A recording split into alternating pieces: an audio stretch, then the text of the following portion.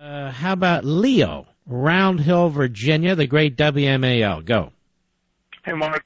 Hey, I wanted to comment about your military occupancy statement. You know, the thing is, if you look back through history... Whoa. What do you mean my military occupancy statement? Well, where we go in and we occupy. No. What I said... I can tell where this guy's coming from. Let me explain something to you, pal. Our military doesn't go in and occupy. You may have us confused, You may have us confused with Genghis Khan, Alexander the Great. Maybe you have us confused with the Soviet Union or Nazi Germany or something like that. But our United States military doesn't go in and occupy. You got that, pal? My problem was the way we left Iraq and the way we're apparently going to leave Afghanistan. Somebody has sent their son and daughter over there, or their mother and father, or their sister and brother. And it's damn time that this nation get behind these people who have more guts than all of us combined and make sure that when we send them there, they're on the right mission, and then when they come home, that they're not just yanked out of there, and then their mission is destroyed. That's the point. Well, you missed. Now, what do you mean we occupied? Who are we occupying? Mark, if you would have let me finish... Okay, I've spent 37 years in this industry. And well, it's very what industry have you been in? 20 on active duty, okay? Well, why would you say nations that we occupy then? Where do we have a presence of military overseas? I'll name three for you. Korea, Japan, and Germany. You've been 20 years in the United States military and you talk like this? Do you know why we're in South Korea, sir? Pardon me?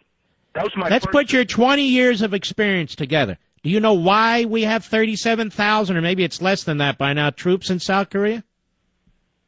I don't know. Why don't you enlighten me? I'll enlighten you, pal, because we lost over 40,000 great men fighting on that peninsula, and we don't want it to break open again with China and North Korea and to create a total disaster in that area. The South Koreans want us there. We need to be there.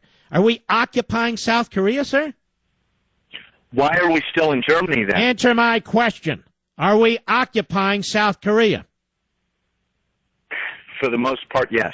What part of the military were you in? Army. Yeah, where in the Army? As a matter of fact. Army Intel. Where did you serve? Yeah. Yes. Okay, another question. Where did you serve? I didn't serve at all. Where did you serve? Well, let me see. I started in Korea. I spent 3 tours in Europe. Well, why did you do it? Why did I do it? Because I'm a patriot. No, you're not a patriot, sir. With all due respect, you come out and you're trashing the people who are there now. And you're calling us an occupying force. Meanwhile, you say you served there. Why would you have served there as part of an occupying force? Mark, obviously... You make no sense whatsoever. You know that, pal? I don't believe a damn thing you're saying. Get off the phone, you big dummy. Am I right about that, Mr. Producer? Does this guy make any sense? I think he's a fraud. Call this show and say we're occupiers. We're not occupiers. We can disagree with a mission here and there. God knows I do. I don't like what we did in Libya. I don't know what we're doing in Afghanistan right now. We can have these conversations, but we're not occupying anybody. If we were occupiers, we'd have control over a great deal more of the world. I know where that guy's coming from. I had to deal with this a couple of years ago with that campaign. You understand what I'm saying? I served 20 years. 20 years what? As an occupier? Where were you? Army Intel. What'd you do? I was in South Korea. Guy's attacking us for being in South Korea, and he says he was in Army Intel in South... I don't believe a damn thing he said. At least that's my judgment.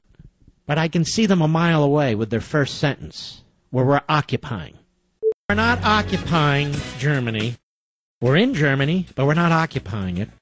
We're not occupying South Korea. We're in there, but we're not occupying it. Same with Japan. Same with all kinds of places all around the globe. Now, if you hate America and you hate the United States military, whatever your views are on this war or that war, then you use that language that we're occupying. You have a completely different mentality about this country and our military than I do. You can disagree with where we send our military, but we don't occupy, and we're not occupying. And to the extent we're in a country that is hostile and have been there for decade after decade after decade, we're there for a reason. But we're not even in many of those places. So You can disagree with the direction of the country. You can disagree with this commander-in-chief. God knows I do. But don't tell me our military is occupying, because it's not. That colonial imperial crap, that comes from the left.